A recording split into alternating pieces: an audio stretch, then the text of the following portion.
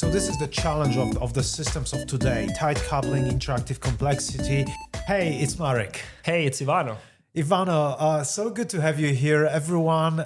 This is the first time I'm doing a podcast with a guest, and it's going to be a really interesting conversation. Ivano, tell us who you are. Thanks, Marek. It's great being here with you today.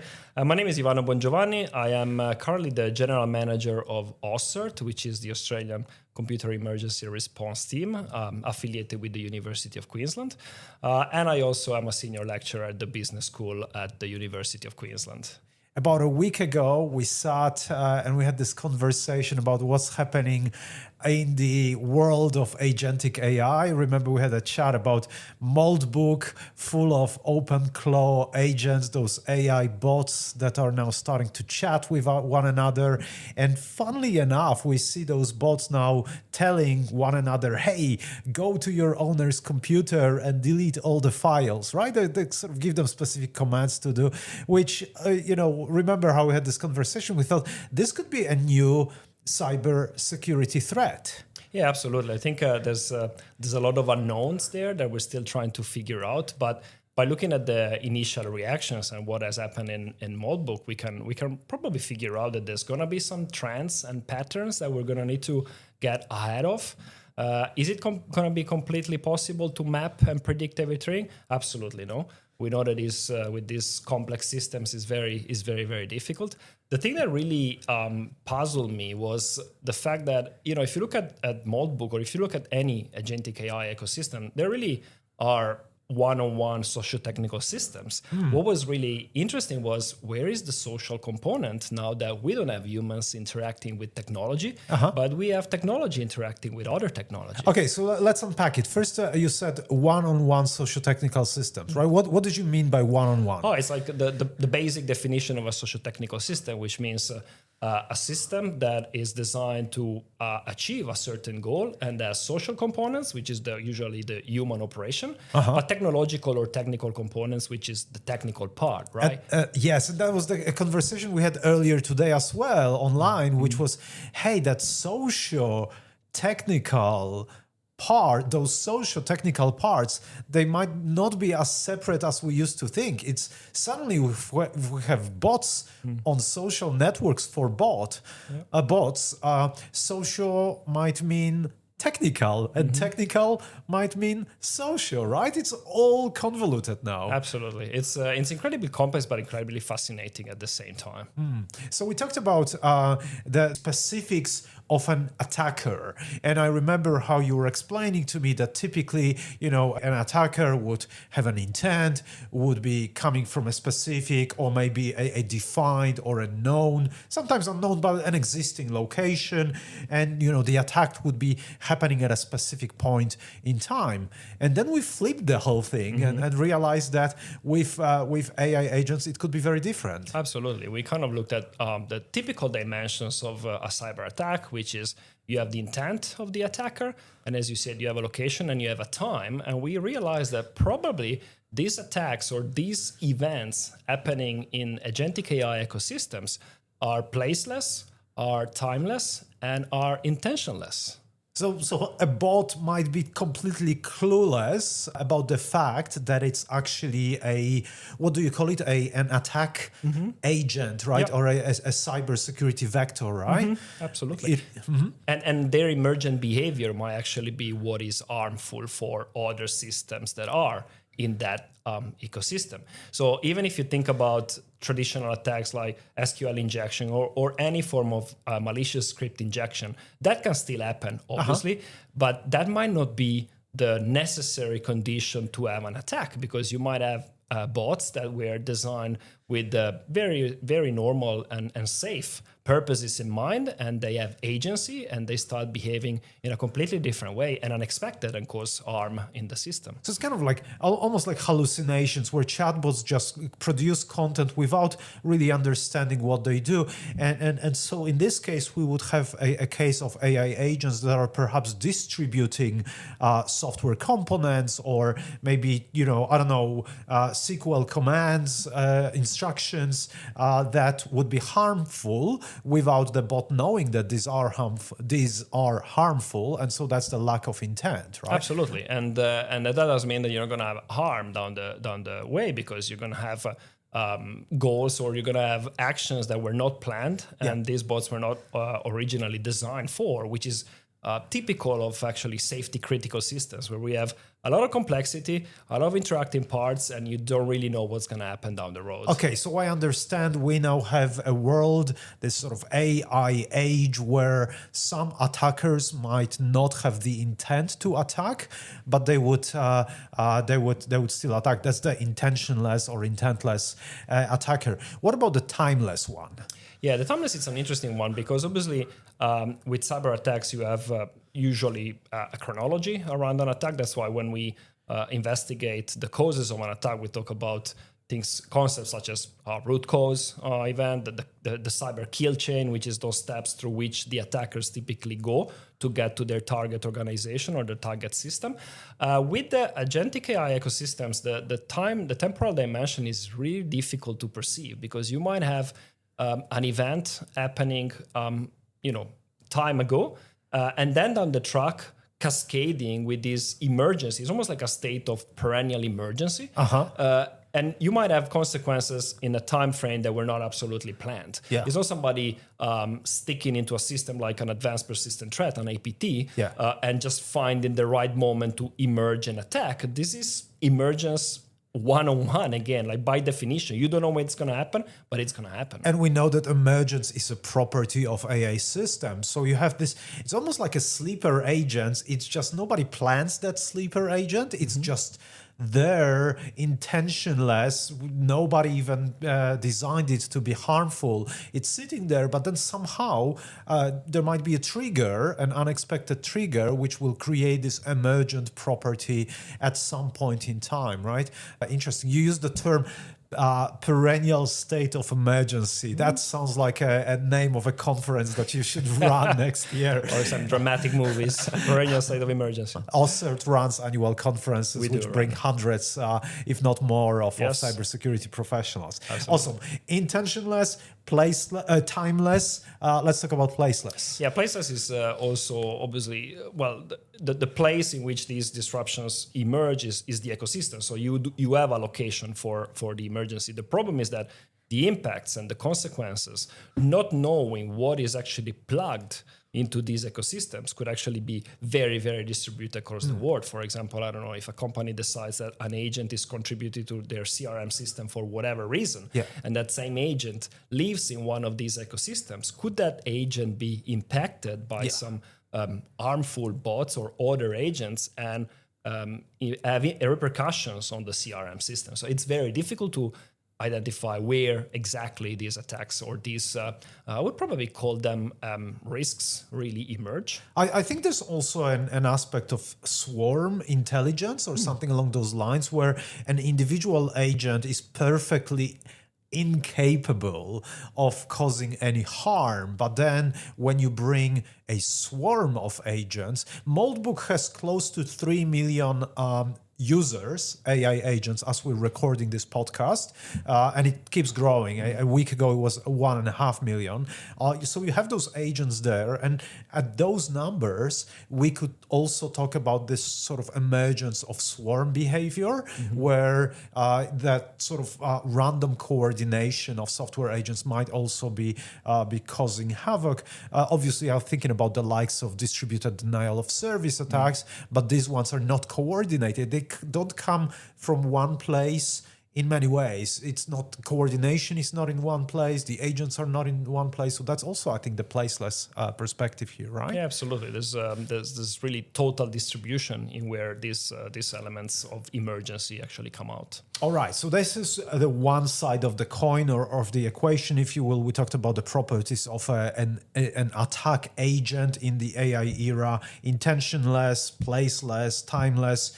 And then we have the other side of the equation, which are all those systems that are being attacked, right? And again, the AI world, the fact that we have so many machine learning algorithms, machine learning applications, they have some specific properties, those algorithms. They also change how those systems, are built, right? And so we wrote an article about it, published it earlier today as we're recording this podcast. The podcast will come out a few days later.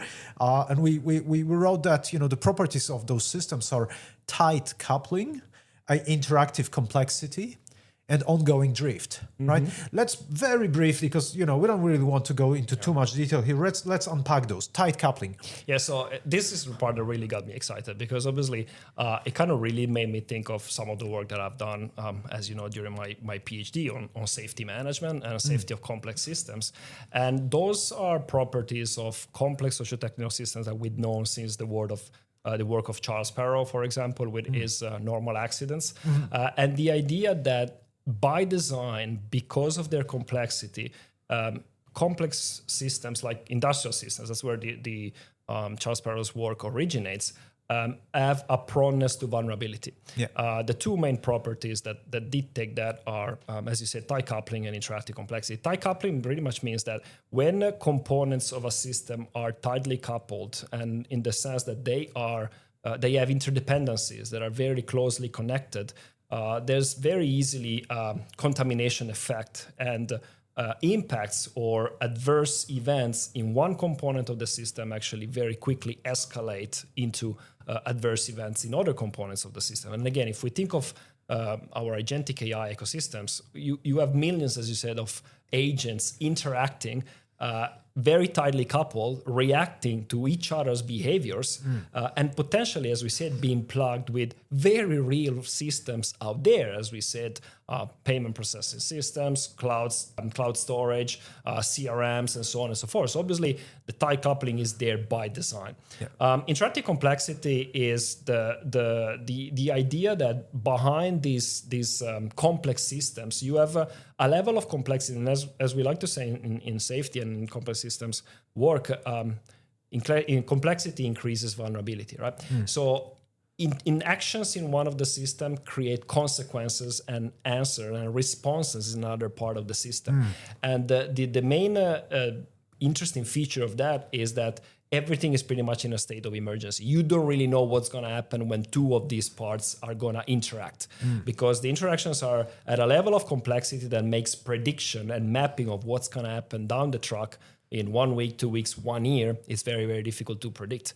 And in that article that you mentioned, we kind of refer to the case of this scholar or this expert in AI that actually spoke about Moldbook and agentic AI ecosystems and compared them to the Challenger disaster, which was actually the epitome of a very physical disaster where tight coupling and interactive complexity actually led to the tragedy that the event caused. So this is the challenge of the systems of today: tight coupling, interactive complexity.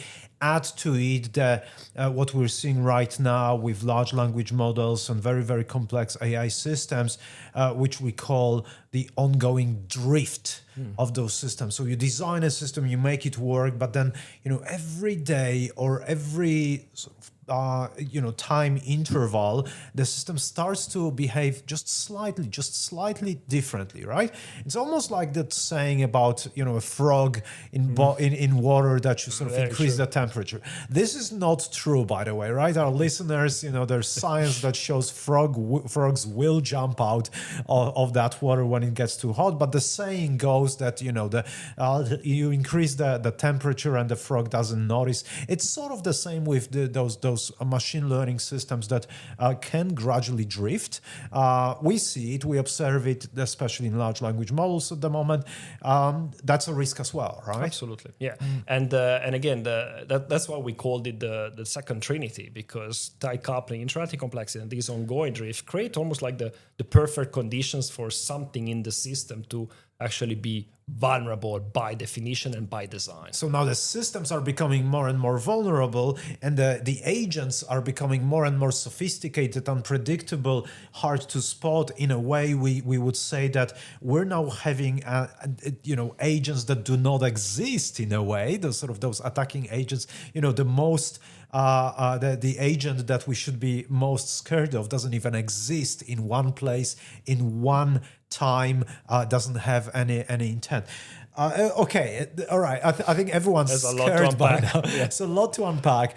So what do we do about it? Give us a solution, Ivano. Yeah, well, if I had the solution, probably I wouldn't be here talking in this podcast. We'll be somewhere else trying to deploy the solution. Yes, we're still figuring out. Let's put it that way. The other thing that I would like to say is, this is not the Skynet or the doom and gloom type of scenario where everything is going to be falling apart and agents are going to take over. Obviously, there are signs that will probably rightly make us a bit concerned and thinking about it. Yeah.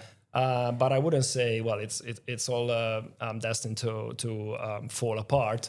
I think moldbooking in itself it's an interesting experiment, and even finding out that these are the behaviors that these agents on a social media platform would have. It's incredibly interesting to investigate and to understand. In terms of the solutions, you and I remember we discussed about, well, is there a skill switch that we can just use so that if we feel, shut it down, a kill switch, shut it down, remove the plug from the PowerPoint and then see you later, right? Okay. But obviously, because of the nature of some of these ecosystems, it's very difficult. You're probably also going to start asking yourself, well, are we going to cause more harm by killing the switch than what the risk effectively is? Yeah. We probably looked into two areas to find some solutions. The first one is, okay, we know that there's going to be a degradation in the system. There's going to be these cascading effects. Can we slow that down? And I believe we call it graceful degradation. Graceful degradation. That's amazing. That's Marek's